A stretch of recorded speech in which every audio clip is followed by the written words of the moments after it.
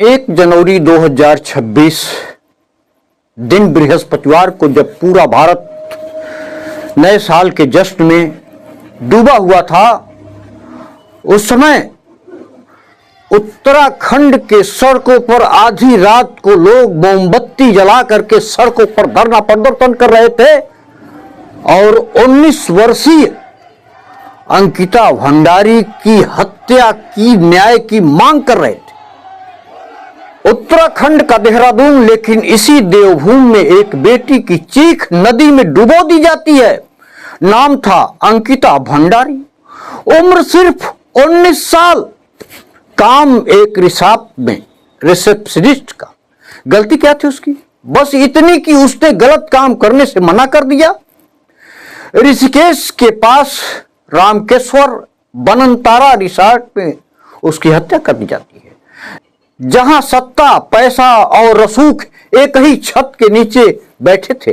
आरोप है कि रिजॉर्ट मालिक के इशारे पर अंकिता पर खास मेहमानों को खुश करने के लिए कहा गया। केस उत्तराखंड की बेटी अंकिता भंडारी को लेकर है, जो कि बहुत ही सेंसिटिव केस है।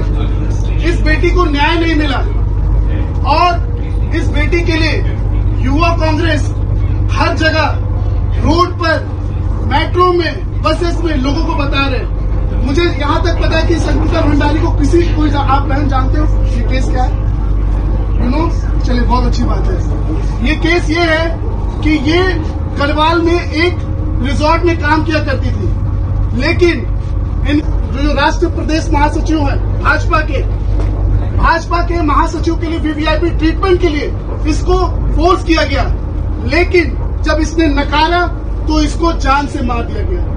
आज हमारी बहन, हमारे देश की बेटी इस दुनिया में नहीं है, लेकिन हमें हर उन बच्चियों के लिए, हर उन देश की बेटियों के लिए हर जगह खड़ा होना है, क्योंकि आज का कानून कागज के पन्नों पे है, जमीन पे नहीं है। और ये जानना जरूरी है कि ये जो सरकार है, बेटी बचाओ बेटी पढ़ाओ का जो नारा देती है, लेकिन इस सरकार में बेटियां सुरक्षित नहीं है। ये बहुत ही दुर्भाग्यपूर्ण है।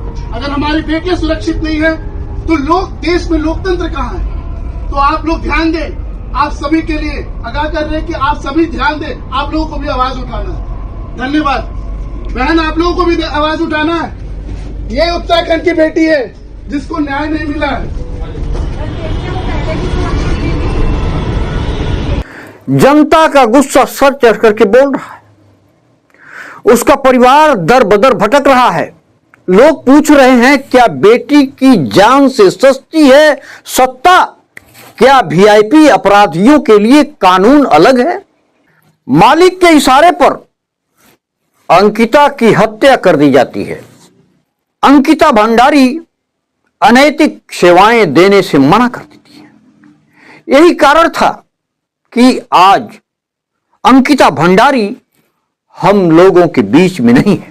सवाल जो आज भी जिंदा है, क्या अंकिता जिंदा रहती अगर आरोपी रसूखदार न होता? क्या शुरुआत में पुलिस ने ढिलाई नहीं बरती?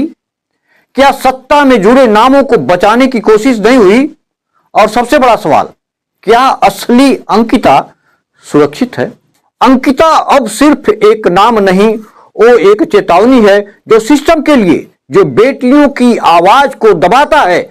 अगर आज भी चुप रहे तो कल किसी और की बेटी नहर में नहीं, हमारे जमीर में डूबेगी।